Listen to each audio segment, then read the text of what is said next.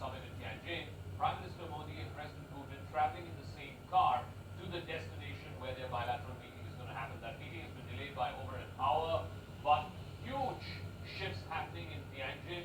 This will have big consequences, not just for this region, not just for these three countries involved, India, China, and Russia, but certainly will have repercussions in wider Asia, and also there will be consequences that the White House will be very, very closely monitoring. You could argue that President Trump is the man who pushed India into this corner. He's the one, because of the unreasonable and unjustified oil tariffs, he's the one who forced India to move in this direction, where today you have, from earlier today in the morning, you had the images of Prime Minister Modi, President Putin, and President Xi Jinping of China coming together.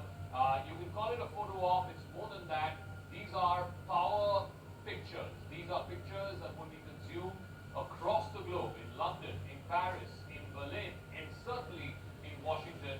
And this is, in a sense, a reply to the continuing, almost attack dog kind of attacks that you're seeing from various aides of the White House, from various aides of President Trump. This is clearly sending out a diplomatic message, loud and clear, to global capitals that there is a major reset happening as far as the Asia Pacific is concerned. India, China, Russia coming together, that accounts for more than $35 trillion in the global economy. And this would be a significant chunk of global GDP, of global trade. More than $5 trillion of merchandise trade is what these three countries, just exports alone, they bring together to the table.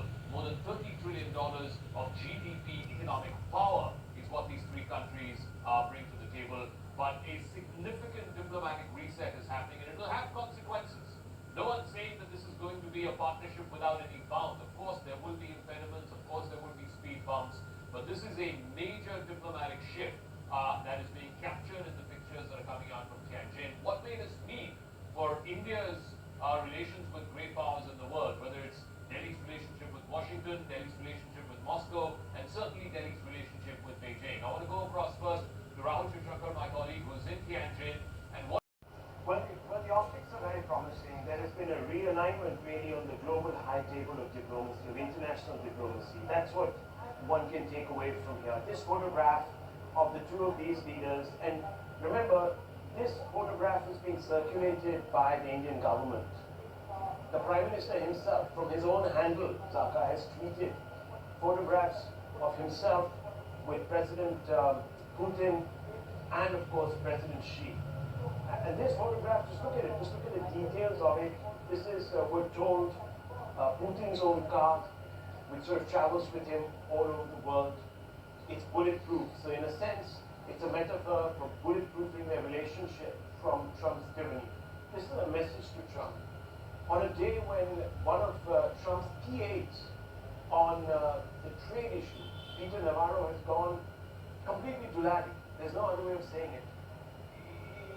In the conception that he has borrowed straight from the worksheet of those that want to drive a wedge in Indian society, Peter Navarro has picked a leaf and used caste, the original fault line in our country, to try and divide the people.